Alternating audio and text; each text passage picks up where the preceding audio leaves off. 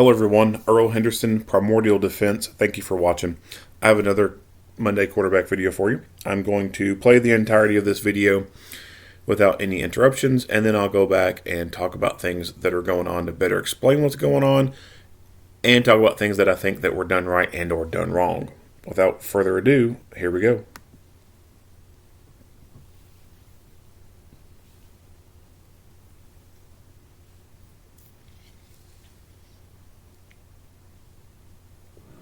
Hello, I'm Sergeant Efrain Cornejo. As part of the Milwaukee Police Department's continuous commitment to be transparent with our community, we created community briefings to provide information to the public regarding officer-involved critical incidents. Community briefings are intended to provide relevant information which may include video footage, audio recordings, photographs, and other evidence. It is our priority to release this information and inform our community as soon as possible, unless releasing the information will compromise the integrity of the investigation. When watching this video, keep in mind that this may still be an ongoing investigation. For privacy purposes, we have concealed audio and images of community members captured in this video. The video you are about to see may contain officers using force, explicit language, and disturbing images. Viewer discretion is strongly advised. Hello, I'm Inspector Paul Lau with the Milwaukee Police Department Criminal Investigation Bureau. In this community briefing, I'm going to share information regarding an officer-involved shooting which occurred on Thursday, January 27th, 2022, in the area of North 21st Street and West St. Paul Avenue. At approximately 5:53 p.m., the Milwaukee Police Department received a call regarding a male driver slumped over in a black Dodge Charger, or Dart, on the 2100 block of West St. Paul Avenue. The caller stated he knocked on the vehicle window and a male looked at him but then put his head back down. The caller left the scene and called the police. A Milwaukee Police Department officer was dispatched and responded to the area. The officer was dressed in Milwaukee Police Department uniform, was wearing a body-worn camera, and arrived in a fully marked Milwaukee Police Department squad car equipped with dash camera and emergency equipment.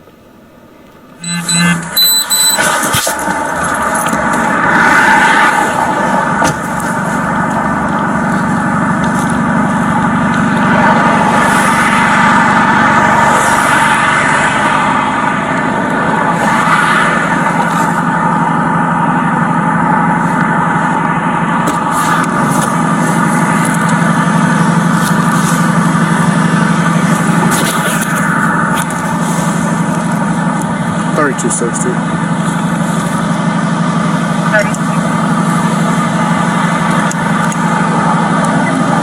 Is medical responding?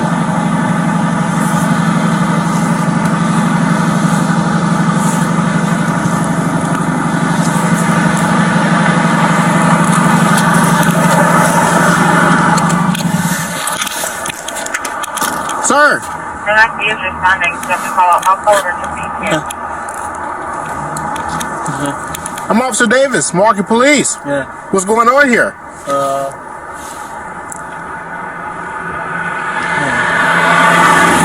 What's that? What's going on? What'd you take? What'd you take? I was drinking. You a what? Drinking? Drinking? Yeah. What were you drinking? Alcohol. Oh, what type of alcohol? Tishy. $32.60.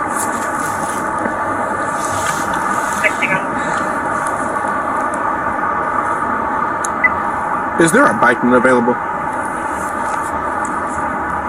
This one at 10-4. What about 3220?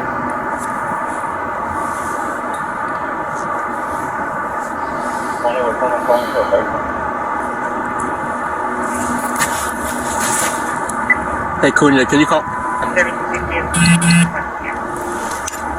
Cunha, can you call me, please?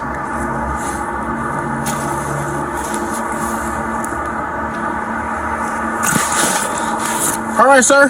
Did you take any drugs today? You just drinking? Okay. Do you need any medical attention? Medical is coming, though. They're going to just tell them that you don't want their help if you don't need it. But yeah, someone called about you, said that you weren't getting up. Then when I got here, you were just sitting here. Do you have an ID on you? No. You don't? Okay. Therefore.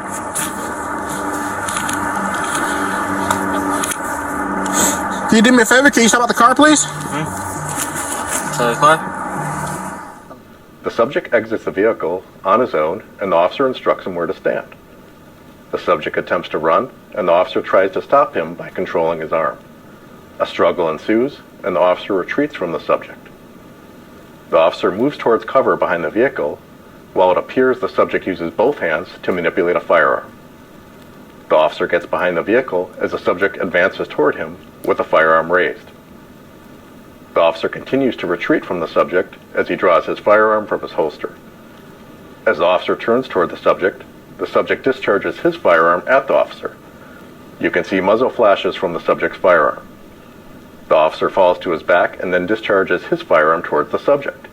The subject stands up and uses the open driver's door and the frame for cover. While the officer is still on the ground, the subject points his firearm at the officer, but quickly ducks back down for cover. The officer continues to discharge his firearm at the subject as the subject crouches down, quickly turns, and runs toward the officer's squad car with a pink firearm in his right hand.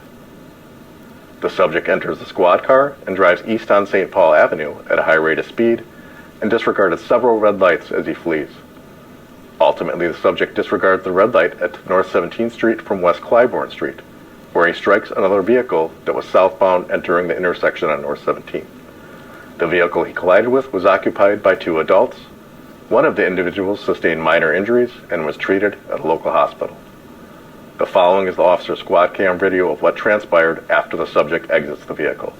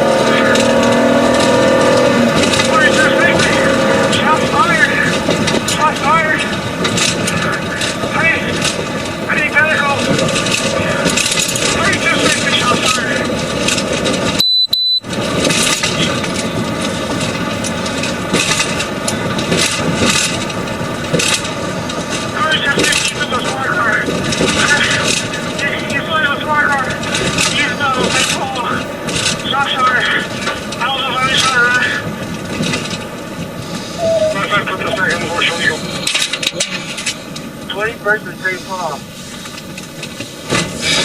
Suspect started 2101 West St. Paul, vehicle followed by 212 found on St. Paul.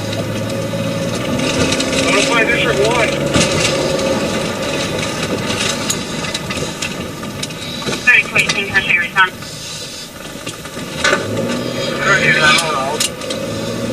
Can you guys GPS that squad car so we can order it in?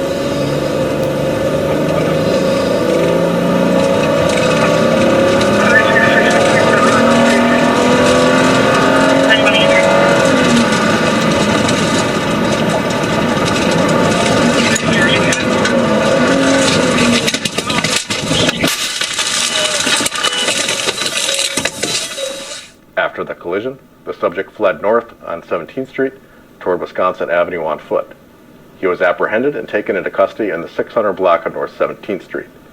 At the time of apprehension, the subject was observed to have multiple gunshot wounds to both arms. He was transported to a local hospital for treatment.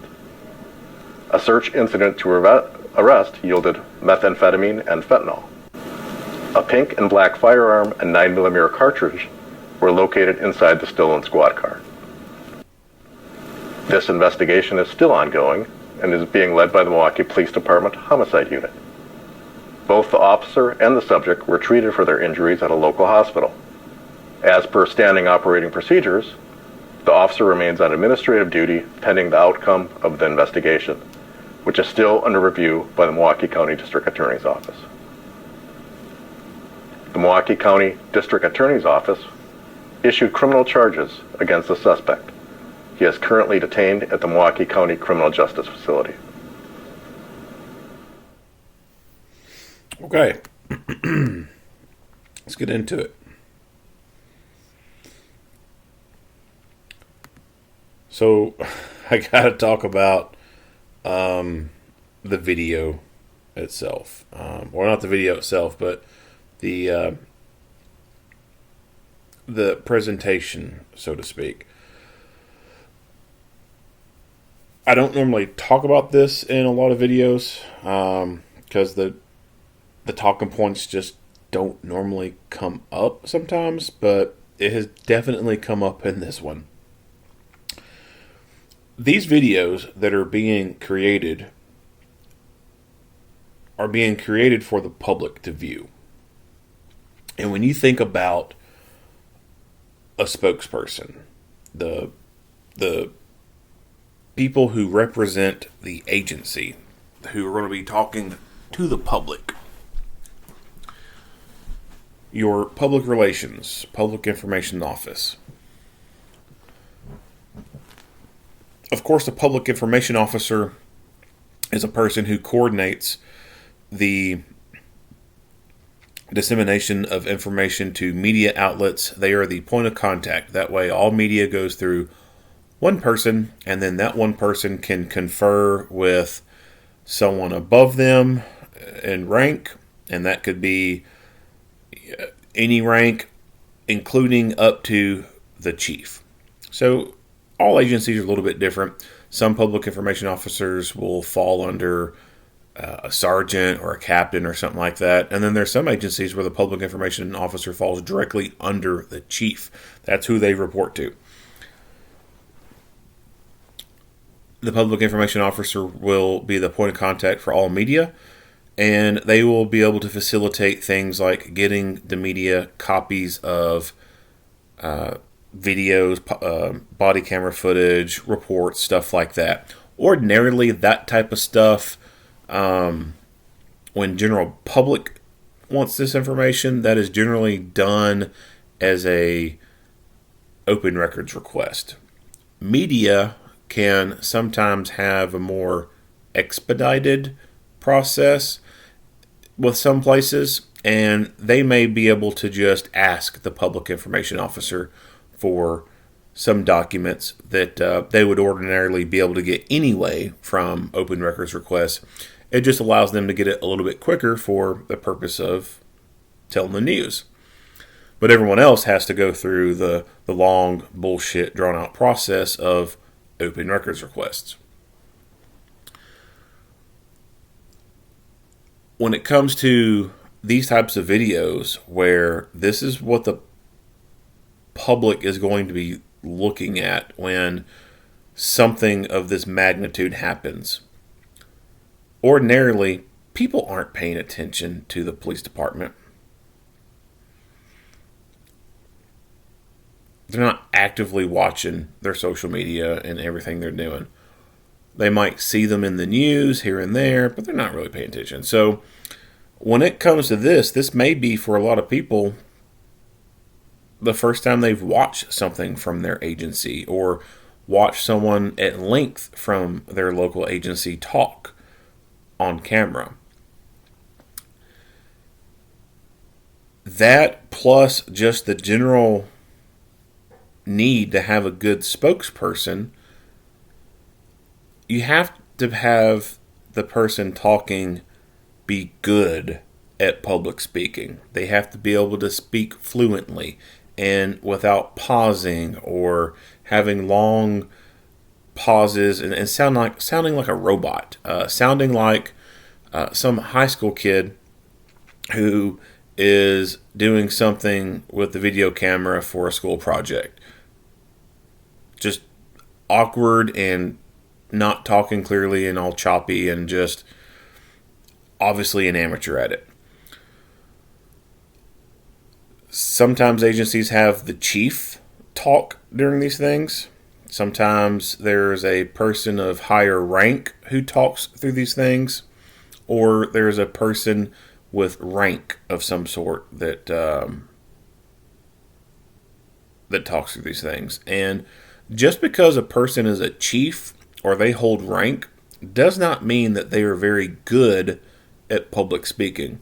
They may have some better social skills that has helped them climb the ladder,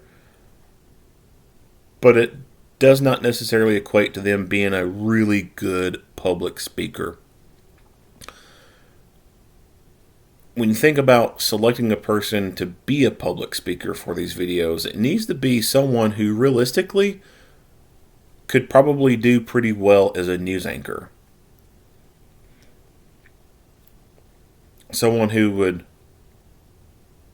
be good on camera. I want to say it's San Antonio, Texas. I could be wrong.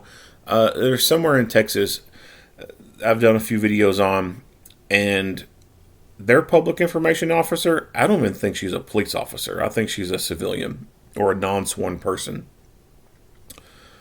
And that's fine. Like, there's nothing that says that a police officer has to be the person on camera for some of these police videos. Nashville Metro, there's been some videos released by them, and the people who are on those screens talking, they could be police officers, but they're not in police uniforms. And they somewhat don't strike me as being police. Could be wrong about it, but they're not. I know, well, I don't know about currently, but for the longest time in my area, our fire department had a person as their public information officer who was not even a firefighter at all. And I saw no problem with that. There's nothing that says that, for a fire department, a firefighter has to be the public information officer. Same for the police. A police officer does not have to be the public information officer. And in fact, for some of these agencies, I kind of think it's a waste of a trained and certified position to be thrown into a public information officer role when all these agencies are so short-staffed that certified officer could be out on the road instead of milking his position and sitting in the damn office all day. But since this is a video that the public will be seeing, having a good, strong public speaker will just improve the image quality of your brand, basically. And I know that's kind of odd to hear it put that way, but your agency, your company, it is a brand, and you need to market your brand and have a good image for your brand. If your public speakers do not appear to be able to speak eloquently, then that could cause the public's perception of the overall department to be less than favorable. They could look at the speakers who don't speak very well on camera.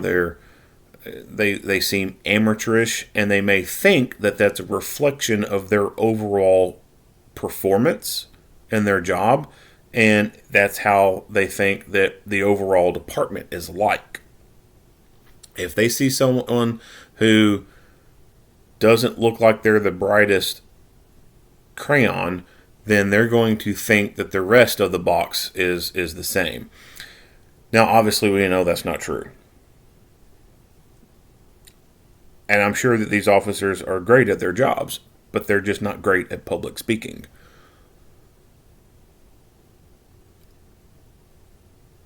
We shouldn't judge things based off looks, but that That is a natural human instinct, and that's what happens. And because of that, that's why I believe that agencies need to have good, strong public speakers when it comes to these types of videos. The St. Louis County, I think it was, I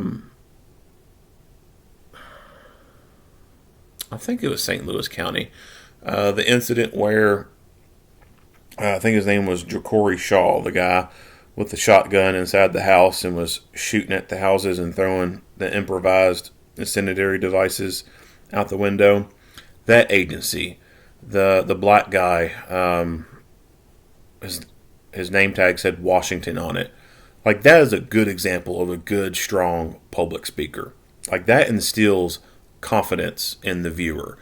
That makes the viewer think and feel like, hey, this agency's got their shit together, just based off watching that one person. Now, I have no idea who that guy is or what his work ethic or anything like that is. For all I know, he could be a crappy employee and just happen to be a really good public speaker. But the public would never know that. They'll just see that he's a really good public speaker, sounds good, acts good. Hey, that means the department's good. Put someone else on there who speaks a little bit slower, has a little bit choppy talking, and doesn't seem very confident. The public watches that and they're going to think, well, that's how the rest of the department is. And like I said, it's not right to watch and judge people just based off appearances and stuff like that, because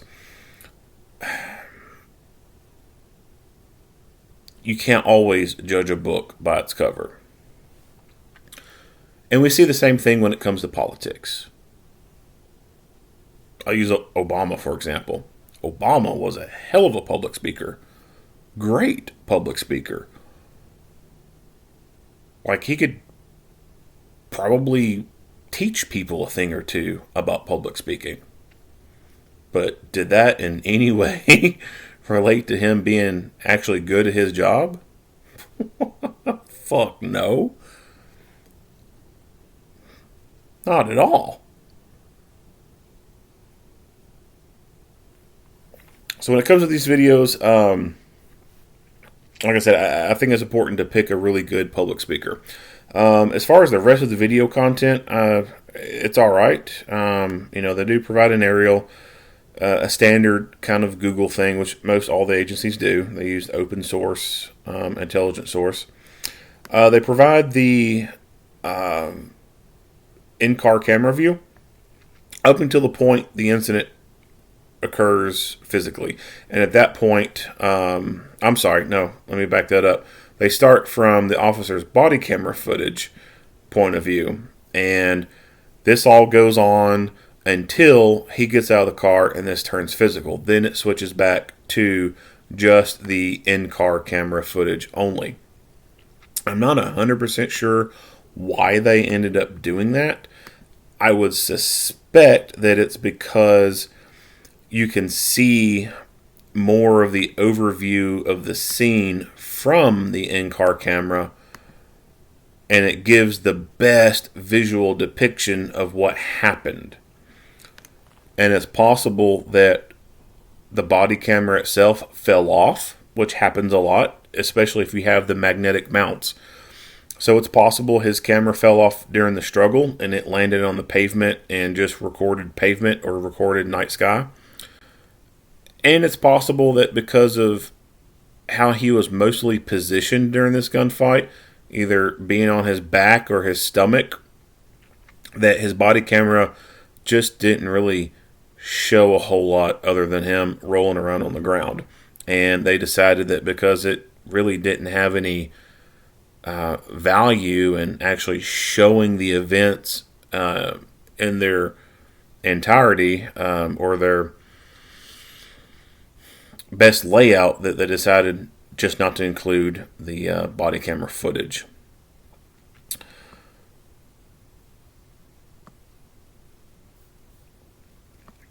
of course, they show the photographs here at the end, and I always like it when they do show evidence photos and stuff like that. Kind of helps give you some more information and what's going on. So let's go into the incident itself.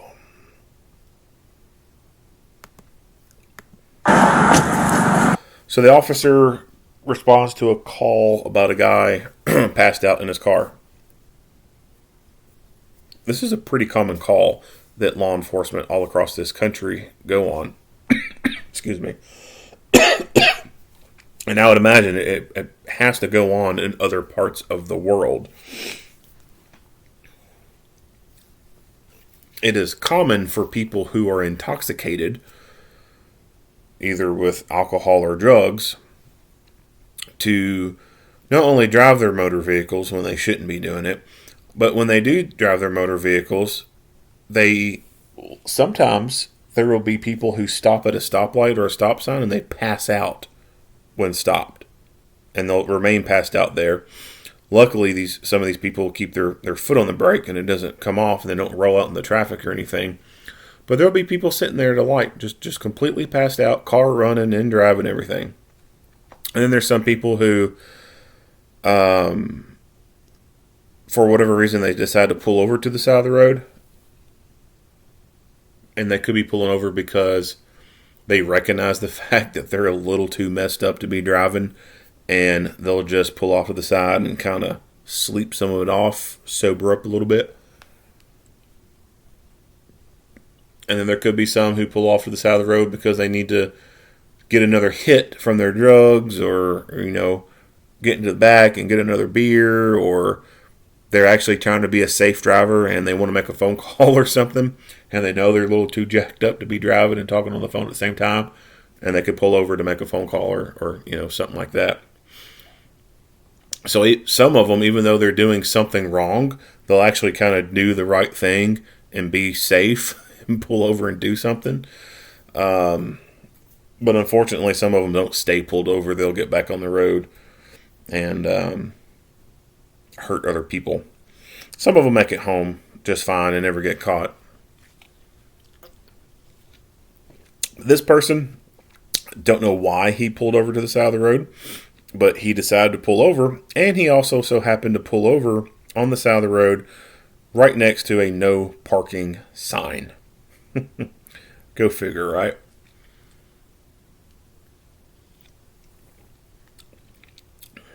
This officer makes the approach.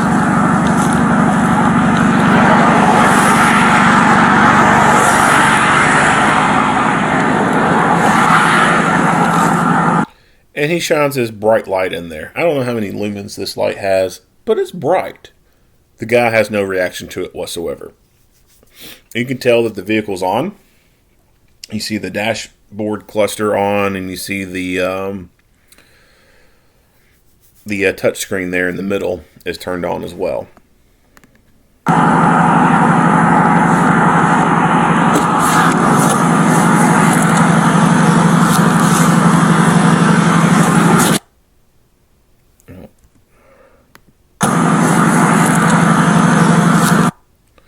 So you can see that he has his cell phone in his lap here. I would say that it's also probably likely that when he passed out, he was probably on his phone at some point. A lot of people, with even people who aren't drunk, like think about how many times you've been in bed and you fell asleep with your phone in your hand. So this goes on with a lot of people.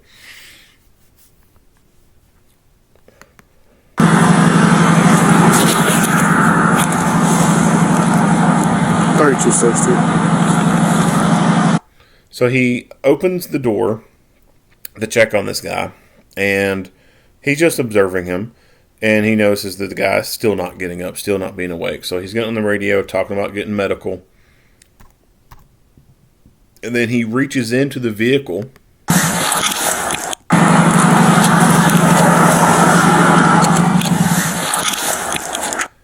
and he takes the keys out. He turns the vehicle off. Sir! That, I think, probably prevented this guy from just completely taking off in his vehicle. Because you do see a couple points here where you see him looking around. He's trying to figure out why his car's not on. He's looking for his keys. I am very confident that if those keys had been in the ignition, this guy would have just simply reached down, put his car in the drive, and took off. It's a no-brainer that he would have done that. Of course, this would have turned into a vehicle pursuit, and hopefully it would have avoided the officer being shot. But overall, I'm confident that him removing the keys from the ignition prevented this guy from taking off. That's a pretty good tactic, I think. But before getting to that, I think the best thing to do in scenarios like this is have a second person there, or 3 or 4 there. The more people, the better.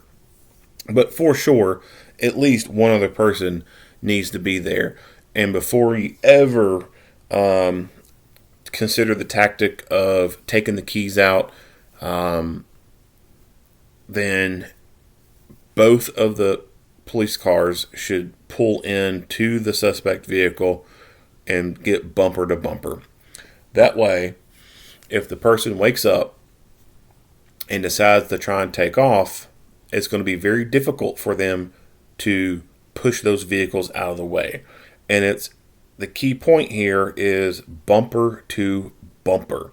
Can't have a gap in between the vehicles. If you got a gap, you got a purchase point, and you're able to manipulate that and maneuver your vehicle, hitting the other vehicles and getting them to move out of the way. So it literally has to be bumper to bumper, like touching bumper, and prevent any kind of gap whatsoever, and severely decrease their chances of moving those vehicles out of the way. Once that's done, then you can open up and reach in and take the keys out of the ignition. And while doing that, the other person can be on the other side or even on the same side, providing lethal cover as you reach in and do that. That way, if the person wakes up and becomes a deadly threat, then you've got backup there to address that kind of issue. Another tactic that I think would be good, and this would be dependent on whether or not an officer has it in their vehicle, but if the officer has spike strips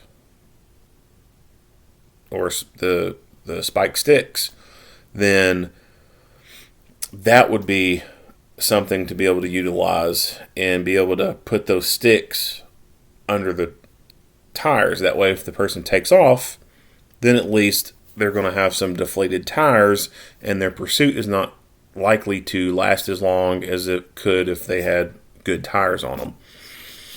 But like I said, that would be dependent on whether or not they have the spike sticks in their vehicle. And, what kind of spike strips you got. If you got the little accordion thing that you throw out across the road and it stretches out, yeah, that's going to be a little bit difficult to maneuver and play around with. The sticks that are red and white, they got like the little hazard diagonal slashes design on them. Those would be the best things to get.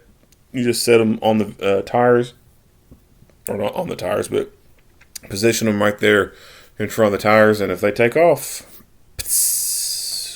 tires are going down. So reaching in, grabbing the keys out, I think is a pretty good tactic. That way it completely eliminates their ability to be able to take off. Now, not all vehicles have keys. Some vehicles now are just push start. So,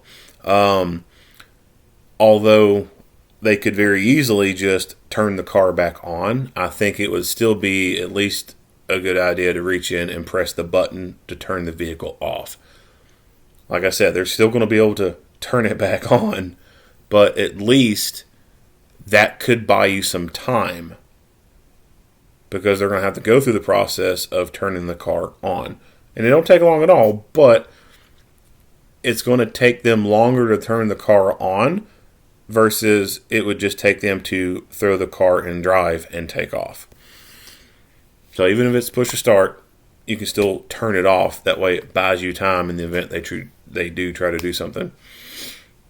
Having that second person there is good, because when it comes time to getting these people woke up, a lot of them become combative. And it's always better when you can outnumber your opponent. So it sucks doing this stuff alone when people are resistant and combative. But he's by himself. And this plays out all across America, plays out all across the world. There are a lot of officers who have to do stuff by themselves. A lot of times, things work out for them. No problems occur, but sometimes problems do occur. You're responding, so I'll call her to see you. I'm Officer Davis, Milwaukee Police. Yeah. What's going on here?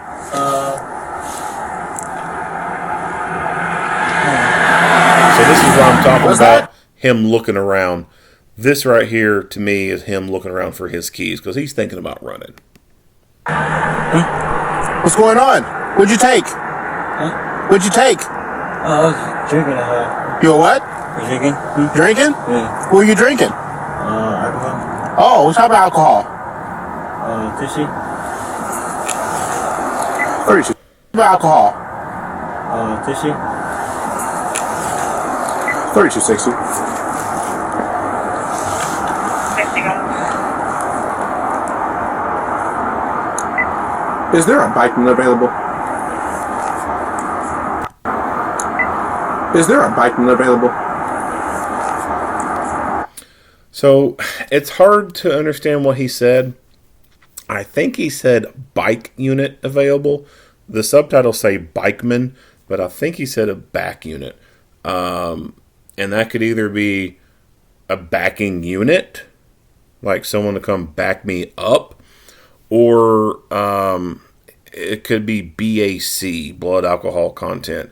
I'm not really sure which of the one it is. When it comes to DUI enforcement, or DWI enforcement, as it's said in other parts of the country, there are some agencies where every officer is trained in field sobriety and administering the blood alcohol content test, or breath alcohol content.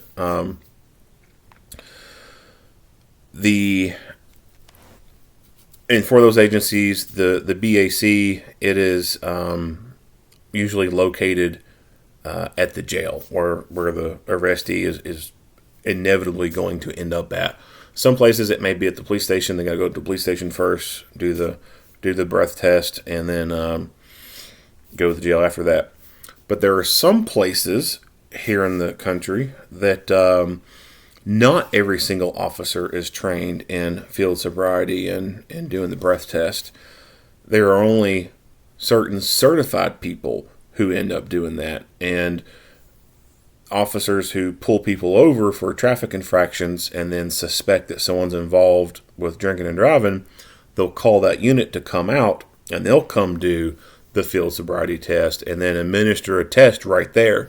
So there are some agencies that will have that machine in the back of the car. They'll do the test and do everything, and then the officer who pulled them over can take them and take them to jail. So that could be what he was calling for when he said a back unit. Or he could have referred to a backing unit, like someone coming to back him up. Which one it is, I don't know. This one at 27 10-4, we're about 3220.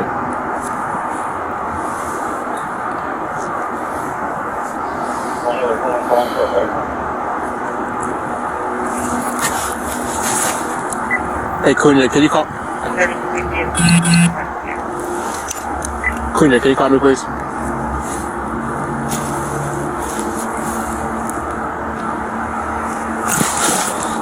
All right, sir. Did you take any drugs today? You just drinking? Okay. Do you need any medical attention? Medical is coming, though. They're gonna. When I got here, you were just sitting here. Okay. The subject sues, or gets behind the officer can turns the flash toward back up, which is done. I rate a speed regardless that was south by 2 adults. All right, so The subject exits the vehicle. So it starts off, he has already gotten out of the vehicle and he is standing right here in the door frame area.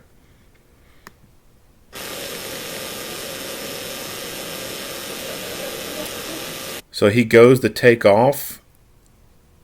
Officer grabs a hold of him and then immediately turns and starts to retreat.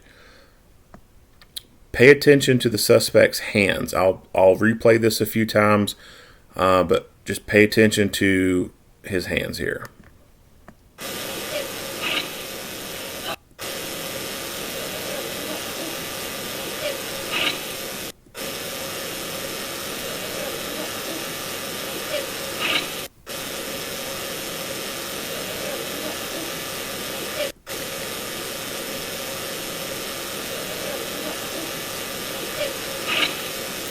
So it had mentioned that he manipulated the firearm. So as he's here, and you can't see his right arm very well, which is why I wish that we could see the body cam footage itself. We can't see the right arm or hand here very well, but his right hand is what ends up holding the pistol. So as he starts to go this away, either he's already got his hand in a pocket or going towards his waistband, or it starts to happen as he gets right here on the other side of the officer here where his view is obstructed. So right... Sometimes the clicky button is not very responsive. So it's possible that right in there he starts to reach down and grab for this pistol. And then right there, somewhere between right in here and right in there, I think this pistol started to come up, and the officer noticed it because he almost instantaneously, as soon as they step out towards this way, he starts to turn and run. You see the suspect have to basically rack the slide on the gun.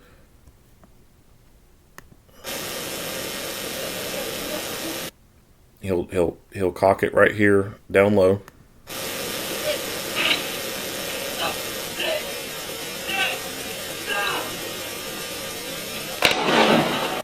And that first round, I think, is what ended up going into the officer.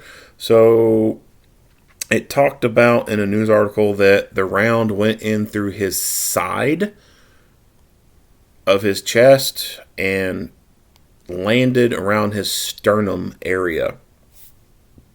It wasn't very detailed, so that leaves it up for a lot of guesses on trajectory and all that. All it says, it came in through his side and went through his chest and landed in the sternum area. But I think this is the only time, or the only occurrence, where he's kind of on his side that could have happened, him being shot right in here. I'll replay that part of it.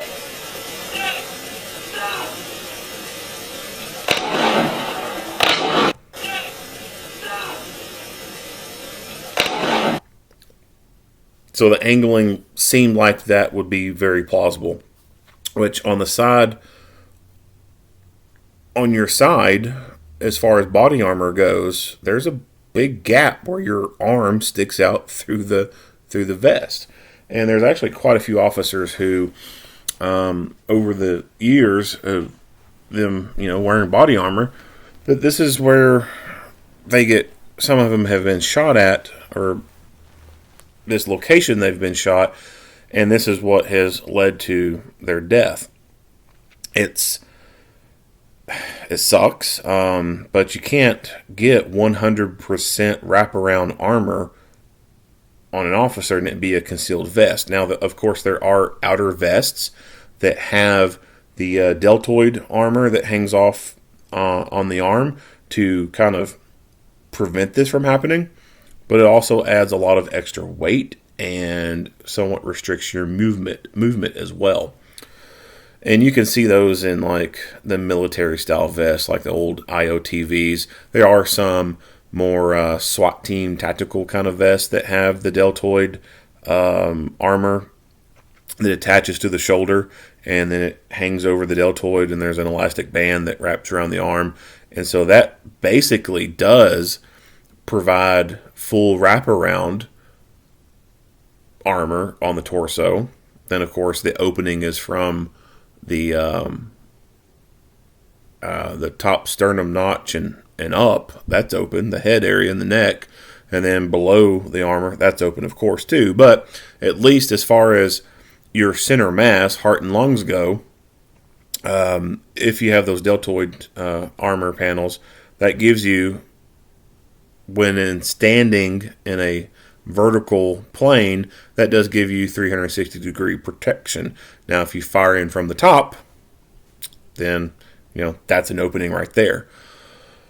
But no one outside of military and special tactic teams wears that stuff. Like I said, it just adds extra weight, it's cumbersome, and it restricts your movements. And although this has happened before in the past, it's not like it's something that is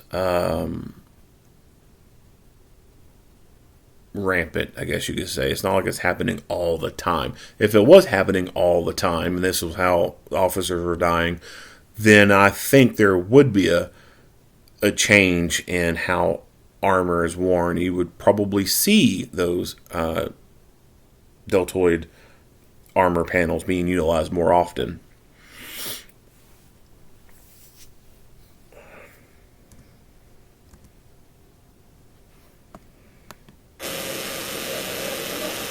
So why did he decide to turn and go this way? I don't know. Again, this is why I wish the body camera footage was available so that we could have a better view of maybe what he could be seeing. It's possible that this officer saw the gun and did not think that he had any ability to do anything about it and could not fight anymore and decided to run and take cover.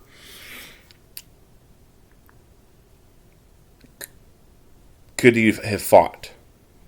Yeah, certainly. He could have tried to take control of that limb. And again, we can't see fully how the suspect's positioned or anything like that. So, when I talk about what ifs, that is purely just what ifs. It's not like he should have done this, he should have done that. This is just purely speculative what if kind of scenarios. And they'll have to say what ifs because you can't see a whole lot. You can't see very well what's going on. But he could have possibly have tried to gain control of the limb and try to drive forward and take him down. If the positioning and everything could have been right, which it could not have been, or it may not have been, he could have, while trying to gain control of that limb with his left hand, simultaneously draw his gun with his right hand and fire into the target. He could have moved laterally or backwards and draw his gun and engage the threat. So those are some things that possibly could have been done. But again, like I said, you can't see very well the angles, and those are just kind of what if things. Those are not like concrete, well, he should have done that, he should have done this.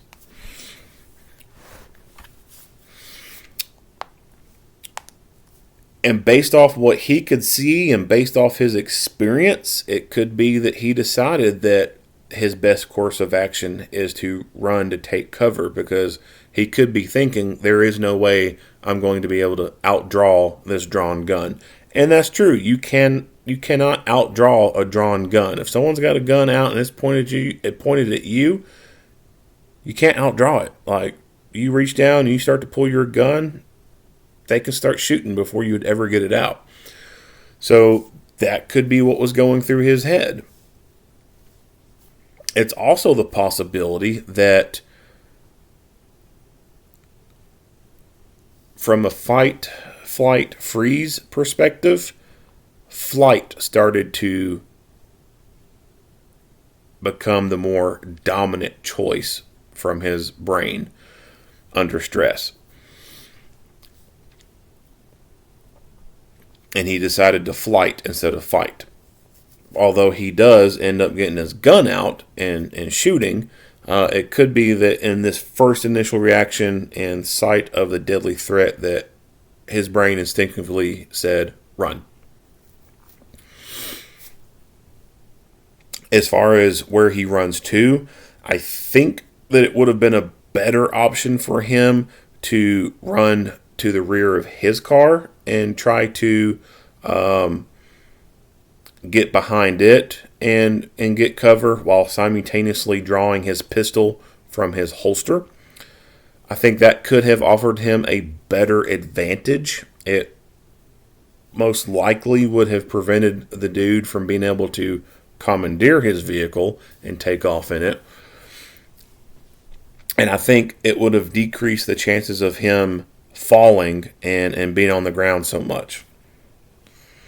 So when he goes in behind the suspect vehicle here, I don't know if he purposely goes down into this sliding home base kind of kneeling position, or if he lost his footing and fell down. We'll play that again.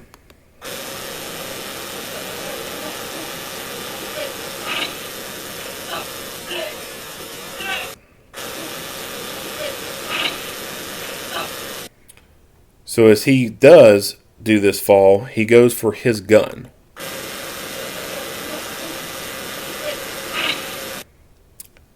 He's got his hand on his gun, and he is looking over the trunk of this vehicle at the suspect, who is closing the distance and coming towards him. And in that instant, I think that it's possible that what was going through his head was, this guy's closing the distance on me. He's about to get me. I can't stand here and fight. I have to move. I have to move to get off the X.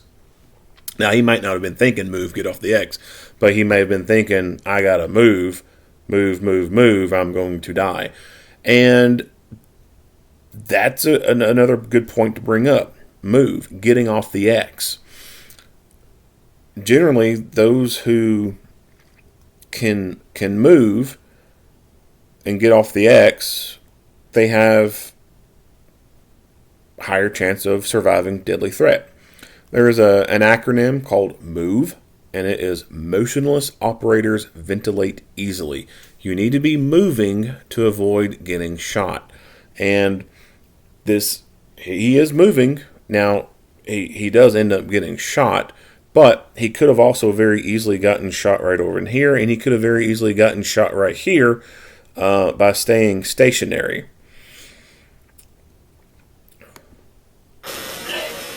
As far as him moving forward again, I think that him going down to the ground and losing his mobility really screwed him up as far as being able to quickly evade from this area, and is possibly what has ended up causing him to actually take a round. If he had been able to just simply rise up and beat feet this direction, then there could have been a chance that he would have missed him completely, or if he did fire, the round could have hit him in the back panel of his vest, and his vest would have stopped that round. And then he could have gotten over here to this tree, utilize this tree as cover, and return fire.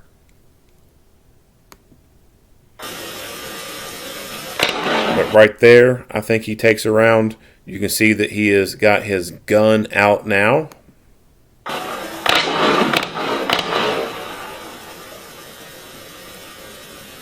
Of course, he sees this and he starts to take cover because now he's afraid of being shot.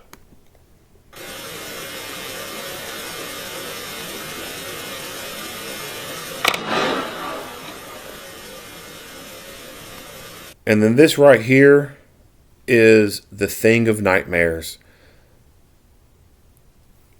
I don't know about anyone else. I've heard people say they've had dreams like this before, like have a nightmare where you're in a gunfight and you're trying to pull the trigger and the gun never goes off, or it's extremely hard to pull the trigger, and then trying to get away, like you're failing at getting away. Like those are some scary ass dreams. And like this right here is just like a scary ass dream. Like he is trying to get up, but he just cannot get up. And it could be a combination of snow and ice over in here that is preventing him from being able to get up. But he is really struggling in trying to fight back to his feet.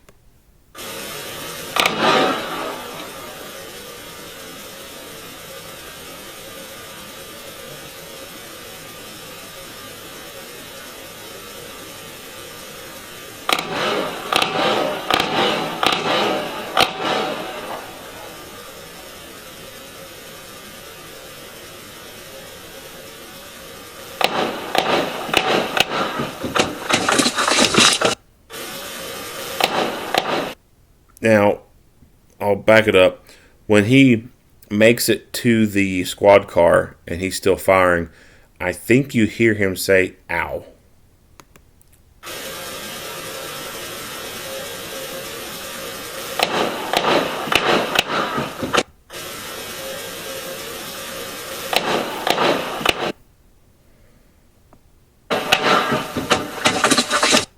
So I think that's where he got one of his gunshot wounds in his arm.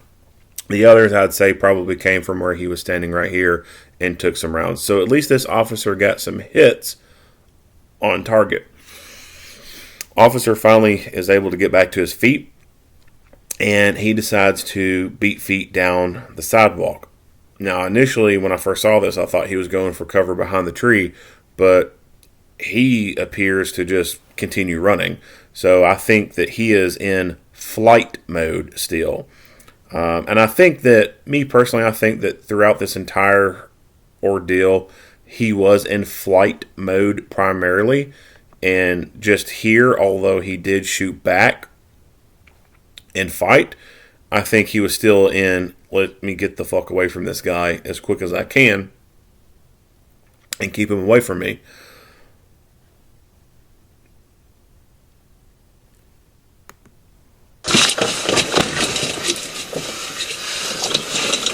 Also, take notice of this car on the road. I'll back it up. So here's the beginning of the interaction, and here's two headlights coming down the road. Pay attention to this car.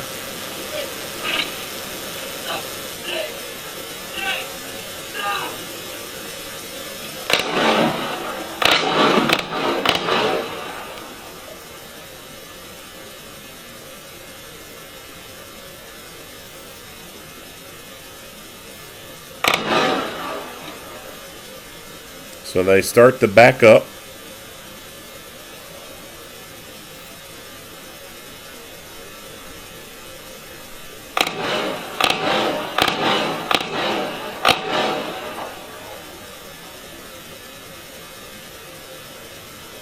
They appear to be somewhat stationary. But now they've decided that they're going to completely turn around and go the other direction. So, that person was watching. May have even been trying to get their phone out and record what was going on. They're a witness.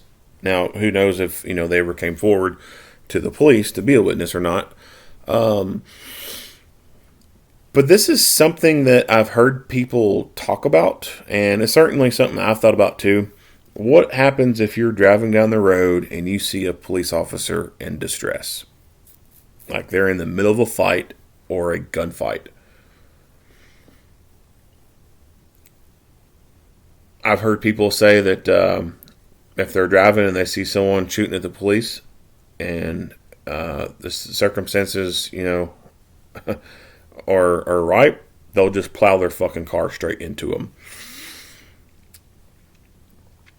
That certainly could have been a tactic for that driver if that driver was of that mindset. They could have very easily gunned the accelerator and just plow right into this car door where that dude was hiding behind and end this gunfight for that officer. Is that something that I would fully recommend? You're going to have to make that decision on your own. I can't tell you or recommend to you when it is right for you to get involved in someone else's fight. Of course, there's legal implications there. And it really depends on your location too, but do I think that you would face any criminal charges? In a more conservative area, most likely not. In some liberal shithole, there's a possibility. If there are police officers in certain towns who use legal force to justifiable force to defend themselves, and they still get railroaded by the district attorney or their own agency, then you're not going to fare very well as just a regular citizen who wants to jump in and intervene in something like this. So it is situational dependent. And even then, still, you're still going to have to make that decision on your own. So if you're the type of person who's going to take the mindset of being just flat out not going to accept any officer being attacked, and you're going to do something about it, ramming the suspect with your car is an option.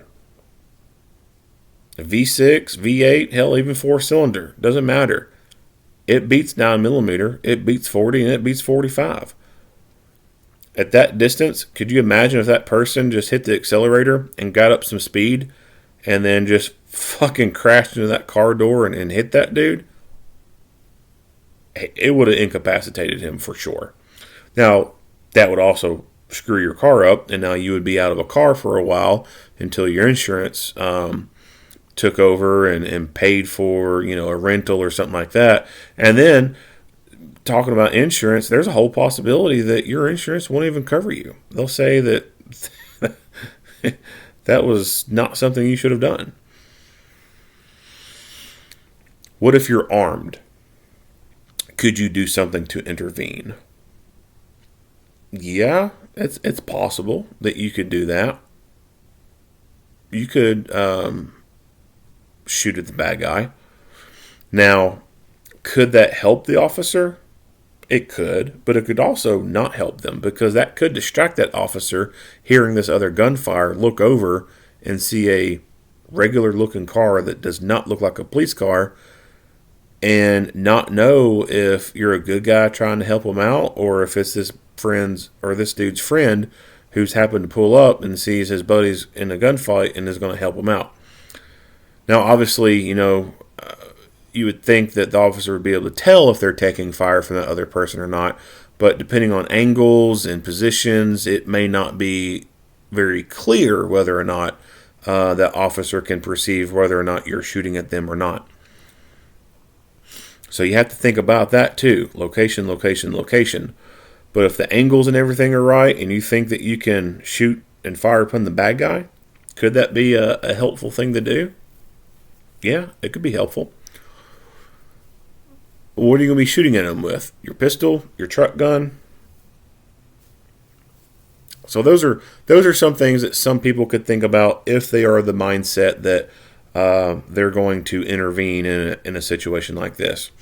And like I said, I can't make that choice for you. I can't make that recommendation for you. That's something that has to come from within you. And you of all people know best what your capabilities are, what your skill sets are, and whether or not you would be of help or if you would be of hindrance. If you do decide to do the shooting route, then you need to be very clear of the fact that once other police get there, they're not going to know who the hell you are. They're not going to know that you helped this officer out. All they're going to know is that they're responding to a shots fired, officer needs help call. And then they get there and they see someone who is not in a police uniform, and they see someone who they do not recognize holding a gun. So you, even though you helped save an officer's life, could end up getting your ass shot. So in situations like this, if you decide to do something to help this officer out, then once the threat is incapacitated, you need to get the damn gun out of your hand before anyone else shows up. If you see lights and shit approaching, holster it, because you run the chance, and put your hands up, because you run the chance of someone getting there, and if they see you out with a gun, they could pop your ass, especially if the officer's been shot and they're unconscious, because they pull up, they see officer laying on the ground, someone else on the ground, you with a gun in your hand. What do you think any normal officer would think?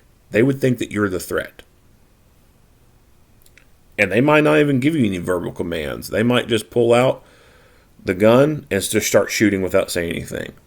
And they would be justified in doing so.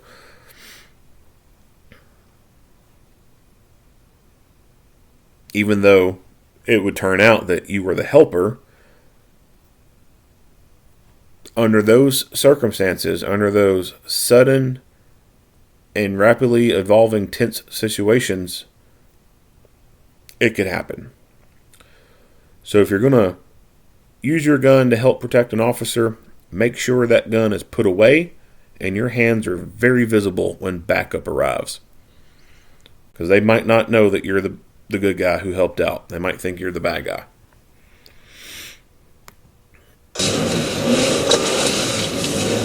So you can see the officer over here on the sidewalk continuing to carry out the Nike drill.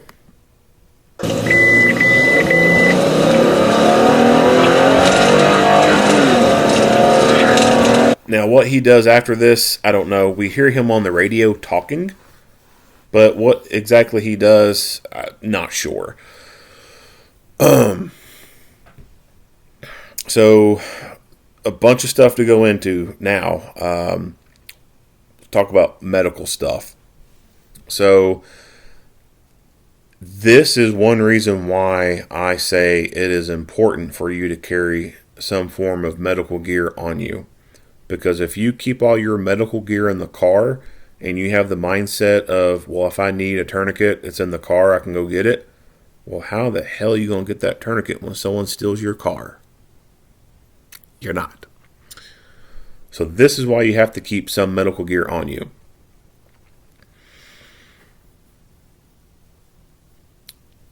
As far as the officer's injuries go, so he did take a round in through the side, and it went into his chest and went into the sternum area.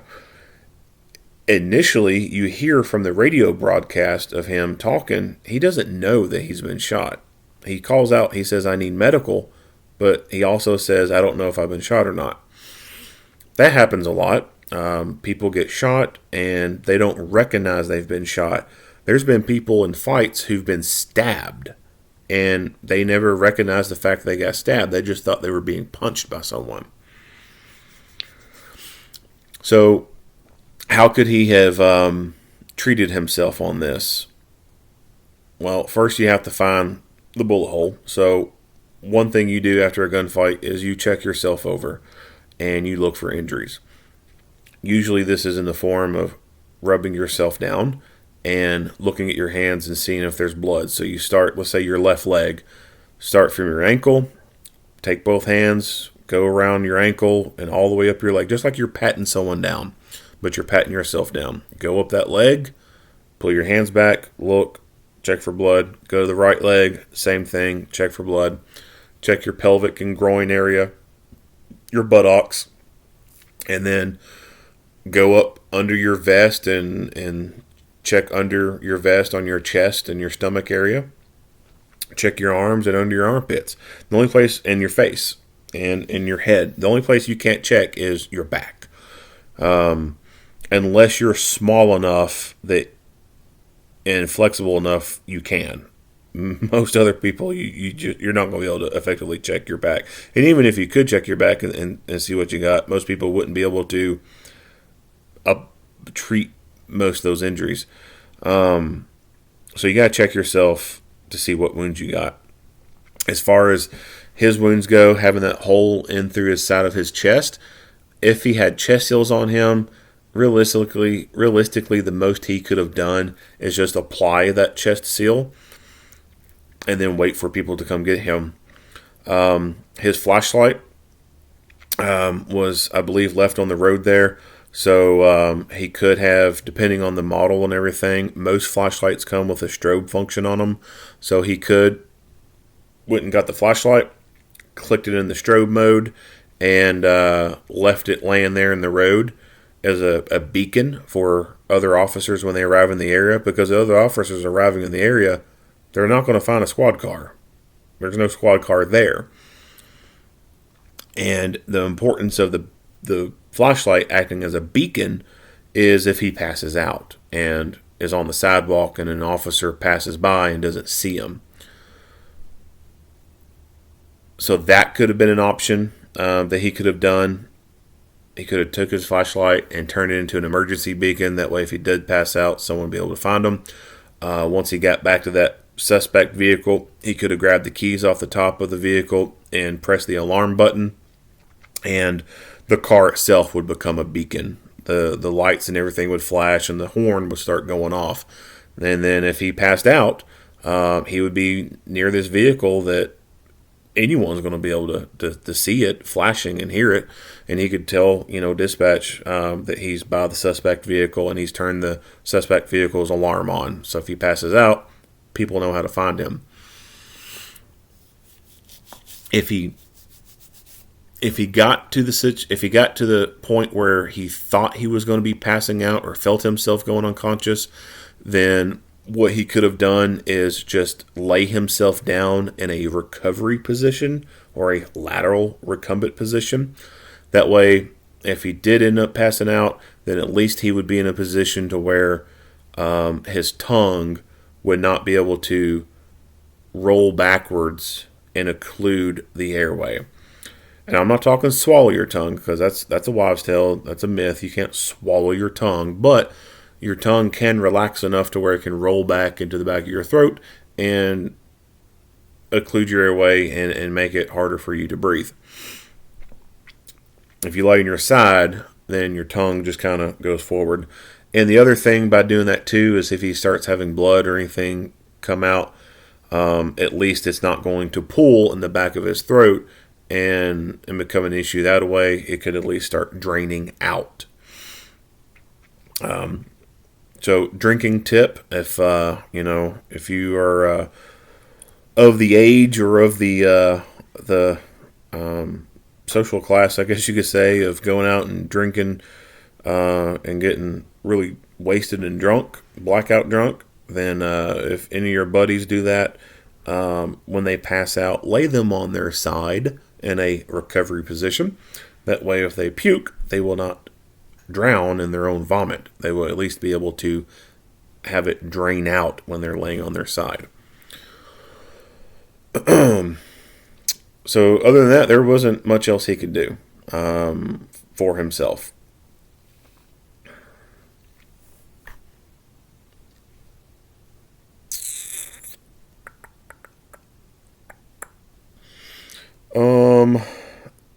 So the vehicle itself, how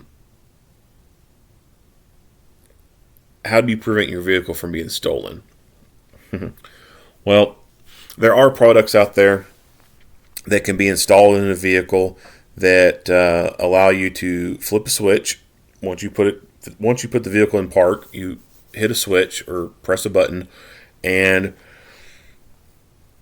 if without turning that button or switch off, if someone tries to get in the vehicle and move the vehicle out of park, it shuts the vehicle down. So that allows you to be able to keep the vehicle running. That way you can have the AC turned on, have the heat turned on, and still be able to supply power to your emergency lighting equipment, your laptop or MBT, and other electrical stuff inside your vehicle, especially for like a canine vehicle. You know, a lot of canine vehicles, the kennel in the back has a fan to keep the dog cool so it doesn't overheat. And you have to have the vehicle running for that. So those devices can be found and installed. If you don't have one of those things installed, then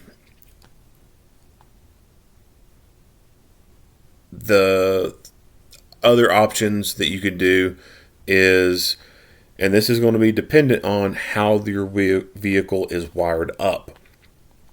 And as I've noted before in other videos, not all vehicles are wired up the same.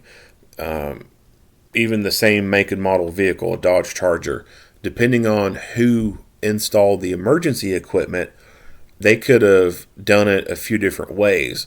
They could have wired it up in a way that all the equipment can remain turned on when the ignition switch is in the off position. Or they could have wired everything up so that when the ignition switch goes in the off position, everything shuts off and nothing will be able to turn on. So you would obviously, for this tactic to work, would need your vehicle to be wired in a way that when you turn the ignition off, everything else still works. You can still turn on the light bar. You still have power going to the MDT, etc. If it's not wired that way, then obviously turning your vehicle off is not going to work. But if it is wired that way, then the simple thing to do is just turn the vehicle off. Are the LED light bars going to drain that battery down for the duration of a normal stop? No. Now, before LED light bars, would the rotators end up causing that battery to drain down pretty quick? I mean, not immediately, but they would definitely draw a lot more power than these LED light bars. So the LED light bars, I don't know how long you could have an LED light bar turned on before it drained the battery down low enough to where you could not restart the car. I'd imagine it'd have to be at least an hour. If I had to ballpark it, at least an hour, because they don't draw that much power. So for the purposes of doing a simple stop, yes, like that is a viable option. Just take the key out of the ignition. No one can steal your car very easily if you don't have the key in the ignition. What if your car don't have keys? Well, let me back this up. The other option, if you have keys, and if you have keys and you have to leave the car running, or if you have a key fob, then the next best thing is to just lock the door when you get out and build up the habit of always locking the door. Now, when you have a key fob, this makes it easier. You just have your key fob hanging from your belt or attached to your belt. You can get a key fob holster that attaches to your belt like a pouch, and it has the buttons on the key fob exposed, so you can just reach down and press the button. I like that. I have one of those products from 09 Holsters. I have a video on here. I recommend you go check it out. So if you have a key fob, then the next best thing you can do is once you get out of that car, you lock the door. Can someone still break the window and get in and take off? Yeah, sure. But at least you're going to make it more difficult for them to open that door or have to get to the point of breaking out that window. It's going to create more time. And the more time you create, well, then that gives you options. You can start doing different stuff. You can formulate different plans while this person is trying to pull on this door and or come up with another alternative to getting into the vehicle. If you have keys, then obviously you're going to need a spare key to get back into the car. Now, most officers, if not all officers, carry 2 keys on them. And this is either because they've experienced this themselves or their field training officer has experienced it or has relayed stories to them about people who've experienced this problem of locking themselves out of their own car and having to call the supervisor to go get the spare to come unlock the car for them. It's happened a lot, and it probably still happens today for these vehicles that still use keys. So if you're going to have a keyed car and leave it running and you want to lock the door, you obviously need the spare key.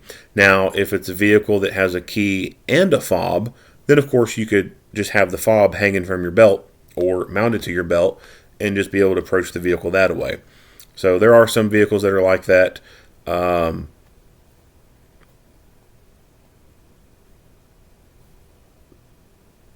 But mostly for fleet vehicles, it's just the keys themselves. So those would be options on preventing someone from stealing your car.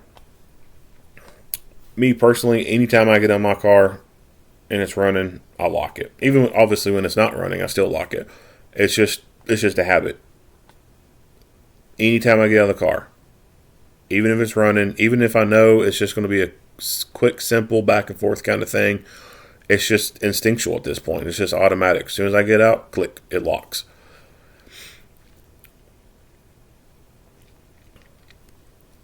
So he takes off in the vehicle, and you can hear the radio traffic in the background.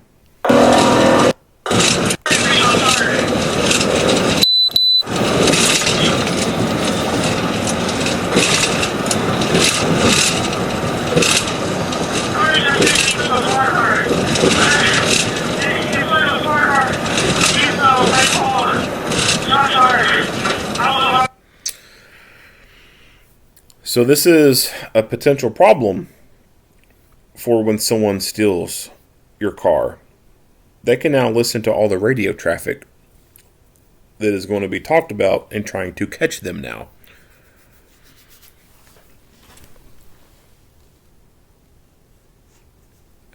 How do you prevent them from being able to listen to the game plan?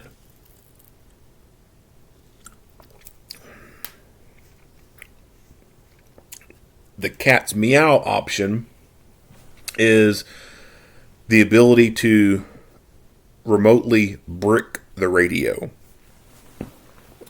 And what I mean by that is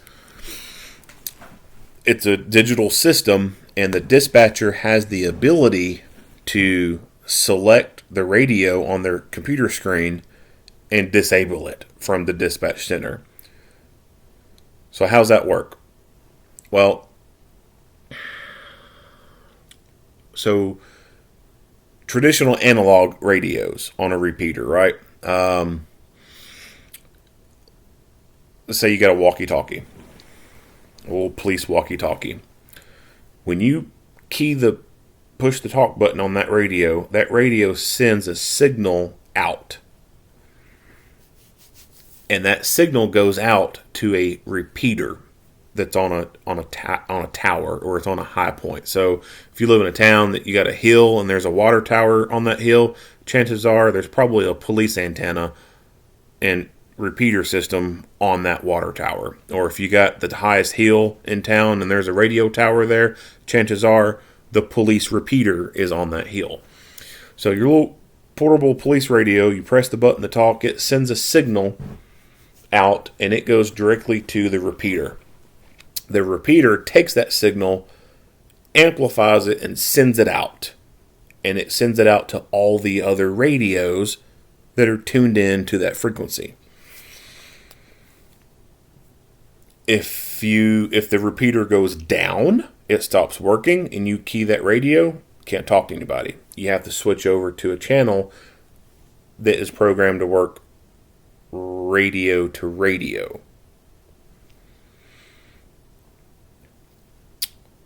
Digital systems, same thing. You key the radio, it goes to the repeater. Only difference now is that repeater is connected to a computer. And your radio is, in a way, sort of like a small computer. It's a very, very basic computer, but it's still kind of a computer. So when you key your radio, that signal goes out, it connects to the repeater, it cycles through the computer recognizes the ID being broadcasted from that radio, and it says, okay, I recognize you, you're cool, you can talk. And then it pumps it back out through the repeater on transmit and goes out to all the other radios. And then on all those other radios, if they have little screens on them, they can, if you look down at those screens, you can see the ID number of the radio that's broadcasting. Sometimes it's just a number. Sometimes systems have names programmed into them. So you can see, like Henderson's talking, or Bryant's talking, or Anderson's talking. Or it'd just be their batch number, 200, 205, 212, 230, whatever. The dispatch terminal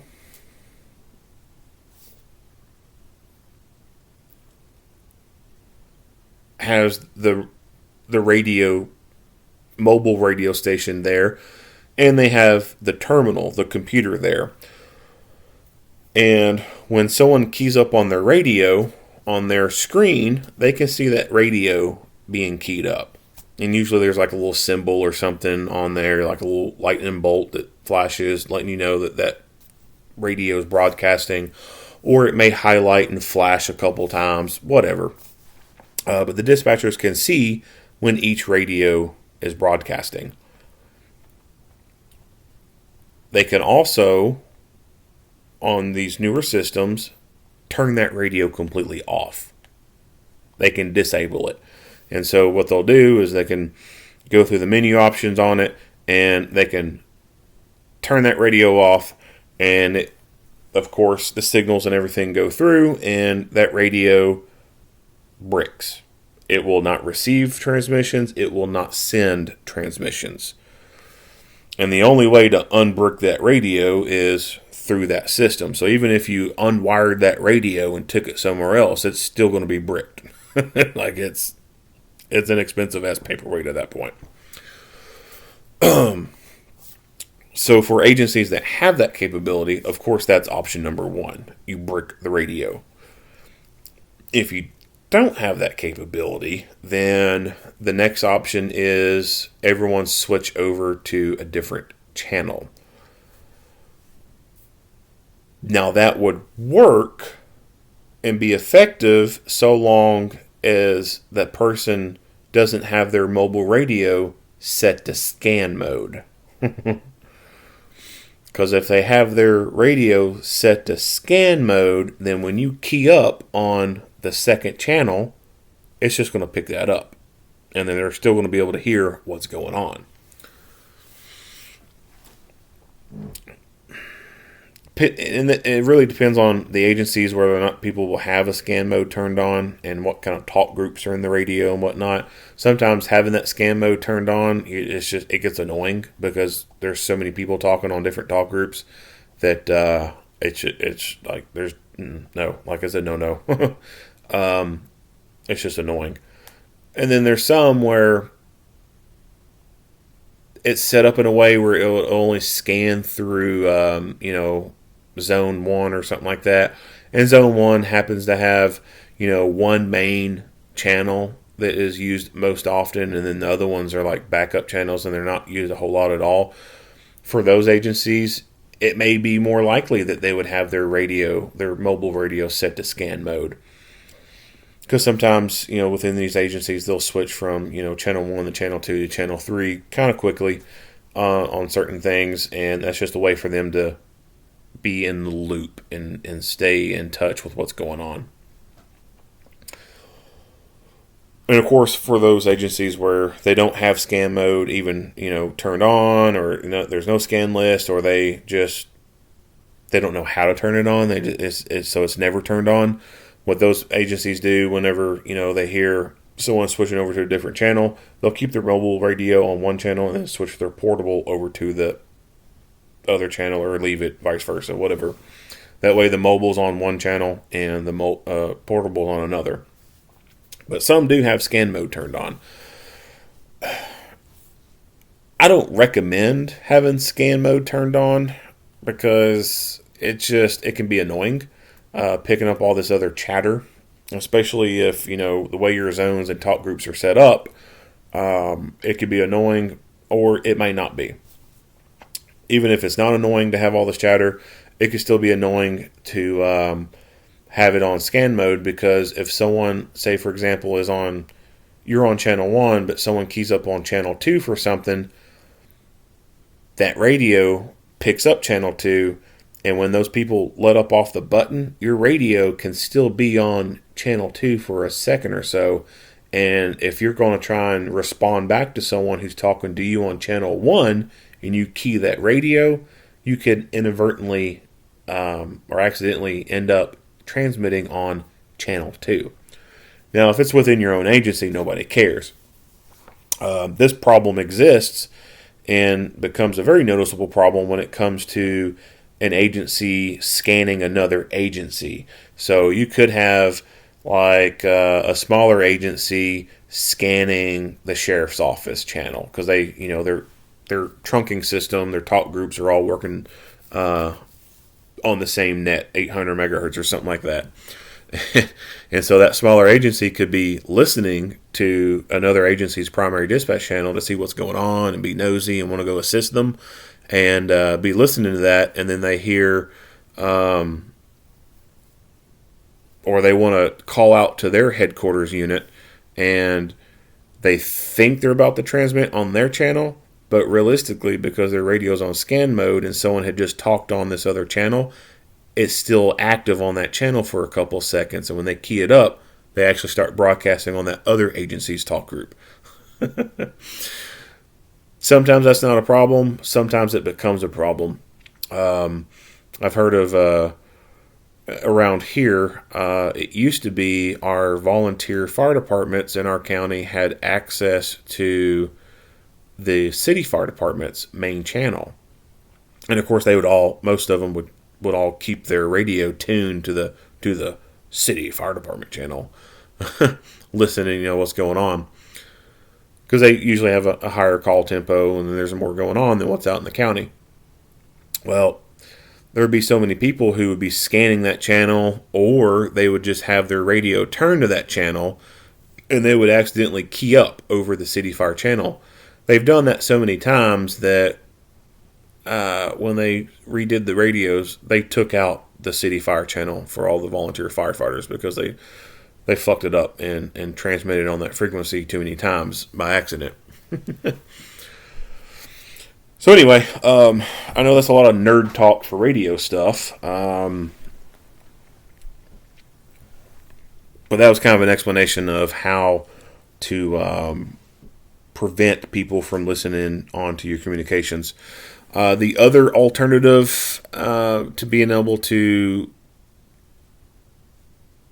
talk without someone being able to listen in on your own radio is if you have a secondary radio system that is normally kept off or volume kept down low, and the only time it's used is when you mention something on the main radio, say, hey, go to VHF, or in the event of a fail-soft, the trunking system goes down, everyone knows to go to the VHF or go to the UHF channel, and normally it's always kept turned off. So that could be an option.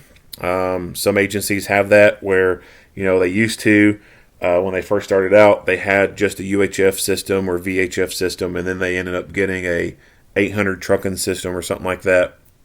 But they still retained the older system as a backup in the event that the trunking stuff goes down, because that happens sometimes.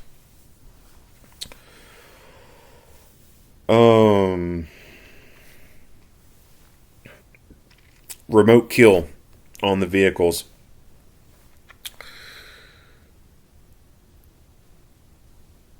Obviously, a service like OnStar can remote kill a vehicle. And although you can remote kill radios, I can't think of any commercial off-the-shelf product that is available to public safety that would allow for a remote vehicle kill. Now, they talked about you can hear in the radio transmissions, is there a GPS on this vehicle? So a lot of emergency vehicles out there have GPS in them. And this could be either through the radio itself. So like Motorola, I know for sure, has the ability to use mapping. And on the dispatch terminal, you can, each radio will broadcast its location and goes through the data channels.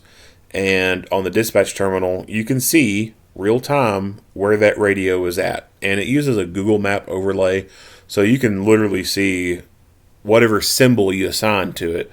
You can have the default symbols, or you can like customize little things.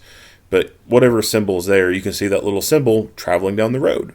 And you can set this to different rates or refresh rates. You can have it real time where it's just constantly tracking, or you can have it every 10 seconds it'll show its location, or every 30 seconds it'll show its location and its speed.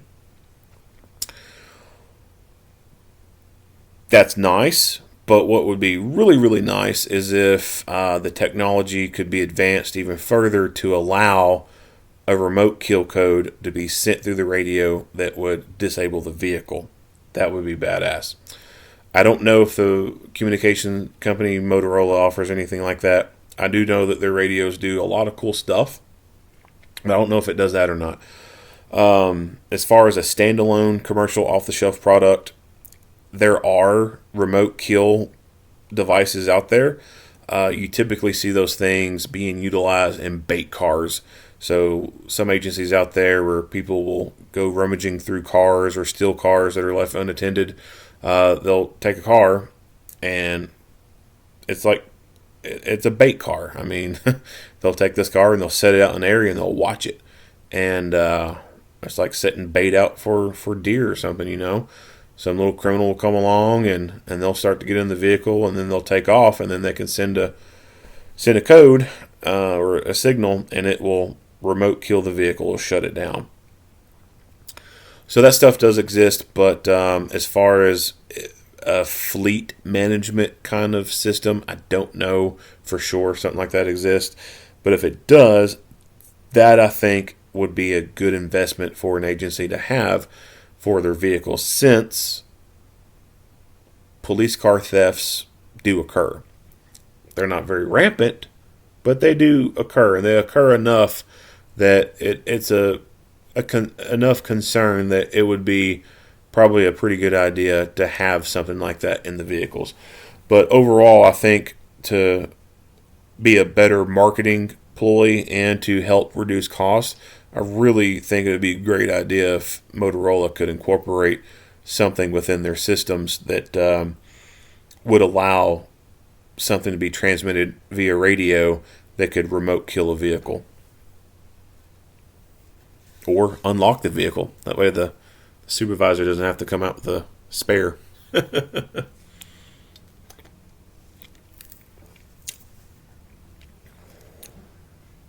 think that's about it on this video. Oh, let's go look at his loot. So what was it? He was transported to a local hospital for treatment. A search incident to arrest yielded methamphetamine and fentanyl. A pink incident to arrest. Meth and fentanyl. Go figure. So this, I don't know why anybody would do this shit. But it's a huge problem, these drugs, especially the fentanyl. It's just rampant out there. Arrest yielded methamphetamine and fentanyl. A pink and black firearm and 9mm cartridge were located inside the stolen squad car. So the weapon here that was found in the vehicle, I wish they would provide a little bit more information about this gun, if it was stolen or not or anything like that. A lot of times these dumbass criminals will be in possession of a stolen gun because they themselves can't go out and buy a gun, so they'll either steal it or they'll buy it from someone who stole one.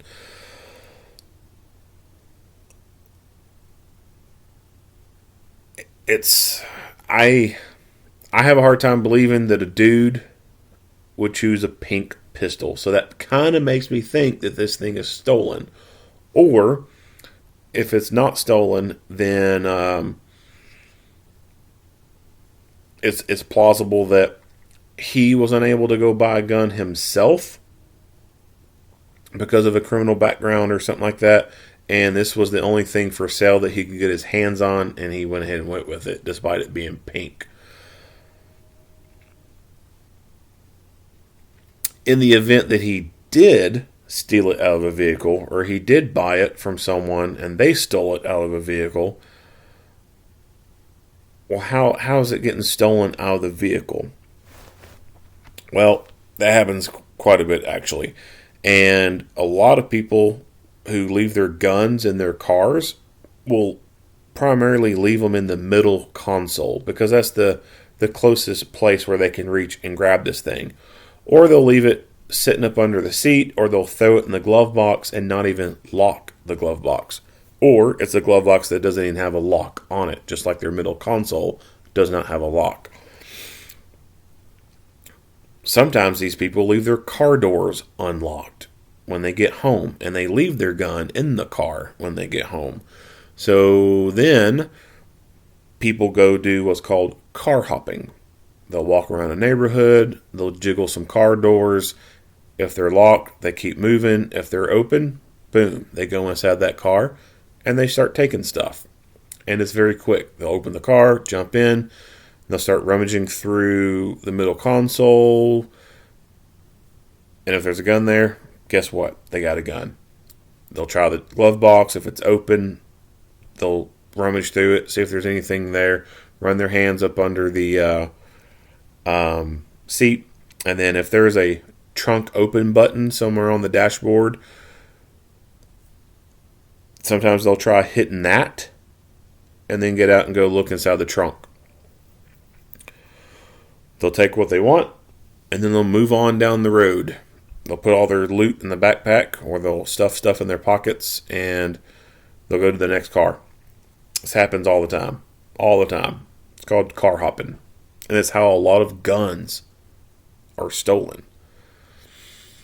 And if it's not stolen from a car like that, then it's stolen out of a house. And if it's stolen out of a house, then the gun was most likely sitting on a nightstand, sitting in a nightstand, sitting on or in a coffee table, or sitting on the top shelf of a closet.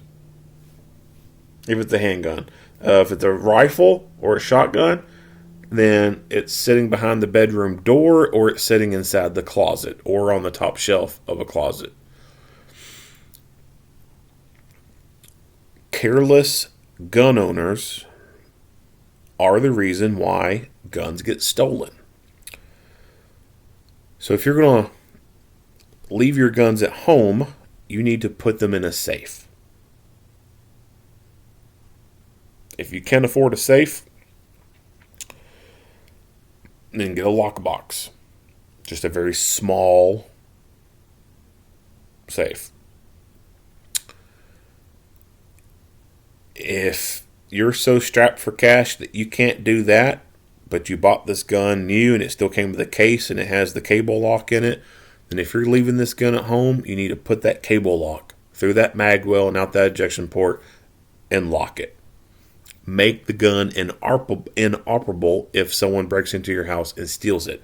At least that way, it can't be readily put into use and hurt someone. Yeah, they can still break that lock off, but it's going to take them time to do that. Same thing for your vehicle. If you're going to leave your gun in your vehicle, lock it in the glove box. Lock it in a lock box that has a steel tether that can go around your car seat frame. That way it can't be taken out of the car very easily. Or put a cable lock through it. Make it inoperable. The key to keeping your gun from being stolen if you're not going to wear it. And wearing it is the most preferred way to keep people from stealing it, because it's pretty freaking hard to steal a gun off someone when they're wearing it. Typically, if you try to do that, they'll shoot you. Now, it has happened. That's a whole other ball of wax right there. But generally speaking, if you carry that gun on you, it's hard to steal. If you're not going to carry that gun on you, then you need to make it either inaccessible or inoperable. Inaccessible or inoperable. Otherwise, you're negligent, and you're the reason why we have the anti-gun crowd attacking us and gaining ground and getting close to passing more restrictive gun laws and or having our guns taken away from us. If you carelessly leave your gun laying around and it gets stolen, or you carelessly leave it around and present and create the opportunity for it to be stolen, you, pun intended, are giving more ammo to the anti-gun crowd to take our fucking rights away. If you leave your gun unattended and anyone can access it very easily or use it very easily, then you're fucked up and you need to unfuck yourself, because you are about to ruin it for everyone in this country. Just at time of recording for this video, it's March 15th. I just read an article about here in Kentucky, in Louisville, there is a non-profit group, and I forget the name of it, but it was founded by a woman who had been involved in some type of shooting up in Cincinnati. And I think it might have been an active shooter incident up in Cincinnati that this person was involved in. It's named after her, and it's something Foundation. Well, that foundation just got a several $1,000 donation. And it was a high amount. Like, I want to say it was well above $50,000. For some reason, the figure of $82,000 popping in my head, but I can't say that for sure. But I'm pretty confident it was well above $50,000. But they got a donation from someone to conduct a study on gun violence. Now, obviously, that foundation is already biased towards guns, so it's a no-brainer how this report is going to turn out. Before this has happened, it has been mentioned in the news that politicians in Louisville have tried to look at ways to enact gun laws to help with what they call their gun violence problem in Louisville. And of course, they can't do anything within the city to enact more gun laws, because it's actually against the law for them to do that. They cannot pass city ordinances that go against what state law is. And they seem pretty sad about that. Like, there was an article where, and this was like a year ago, 2 years ago maybe, there was an article that came out that talked about this and how they had looked at it.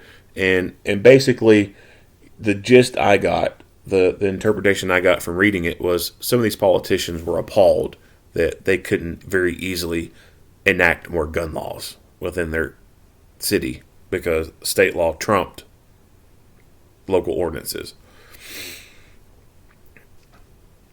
And within this last year, I know there has been talks about doing stuff to add more gun laws here in Kentucky.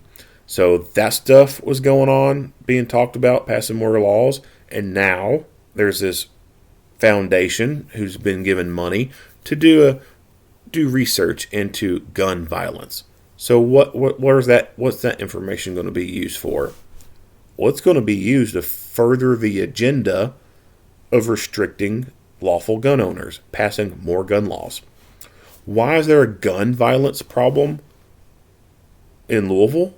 Well, first of all, we all know it's not a gun violence problem. It's a people problem.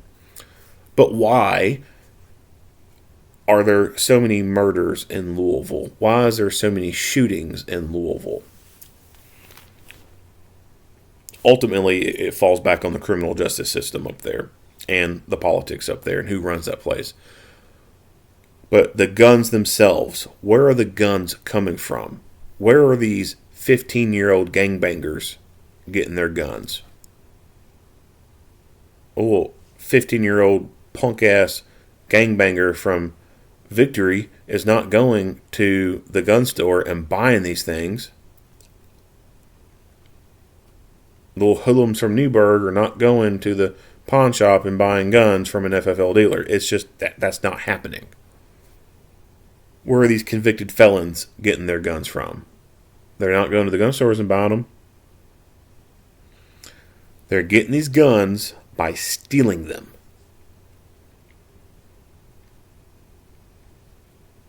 They're going out, they're car hopping, going through cars, and people who carelessly leave their guns in their cars are getting their guns stolen.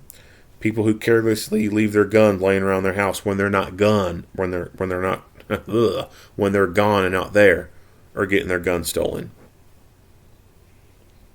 And it's not just them going into Louisville and doing this. These little miscreants are actually going outside of Louisville, going on the outskirts and doing this stuff. They are actively seeking out guns to steal.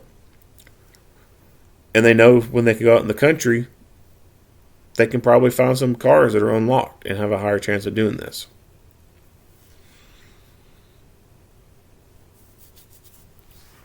And it's just not the immediate outskirts of Louisville either. Like, they're driving a county or two away, going to another town that's at least 30 minutes to an hour away, and hitting up some of these neighborhoods out in the country, car hopping and burglarizing out there with the intention of looking for guns.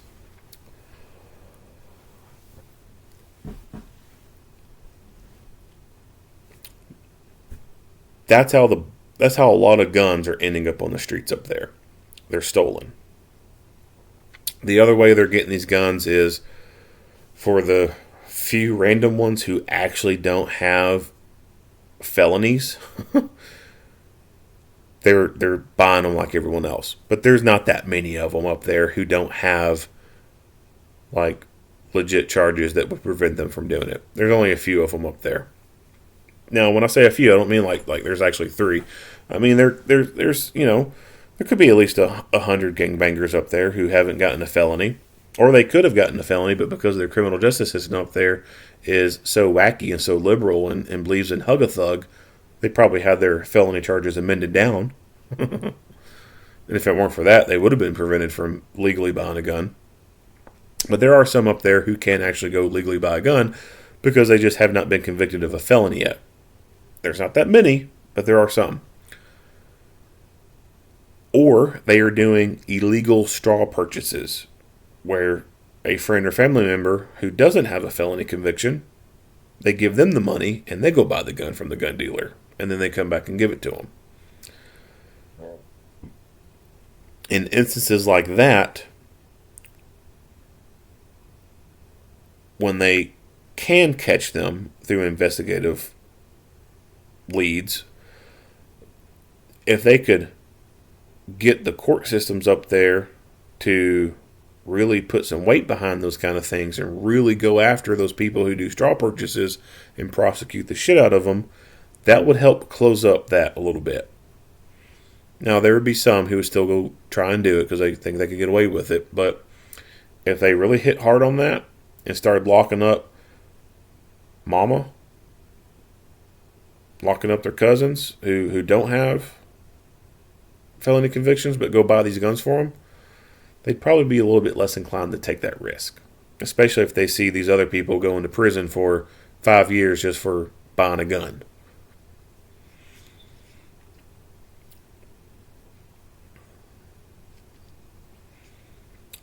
And yes, the quote-unquote loophole is how some guns also get on the streets. They just do a private sale with someone. Now, Is there a problem with private sales? No.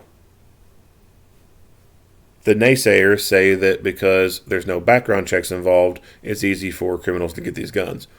Although true, that's not the bulk of it. The bulk of it is guns being stolen. But to help remedy these issues, if the federal government would open up the NICS check for everybody to be able to utilize, then I think there would be a lot of people who would utilize that system and call it and provide that information. And as long as the person checks out, they sell it to them. A lot of people would do that. Only if they would open it up. But like I said, the bulk of these things are stolen guns. And the stolen guns are coming from lawful gun owners who carelessly leave them laying around and make them easy to steal. Stop leaving your guns laying around. Carry them. It's a whole lot harder for someone to steal your gun when you're wearing the damn thing.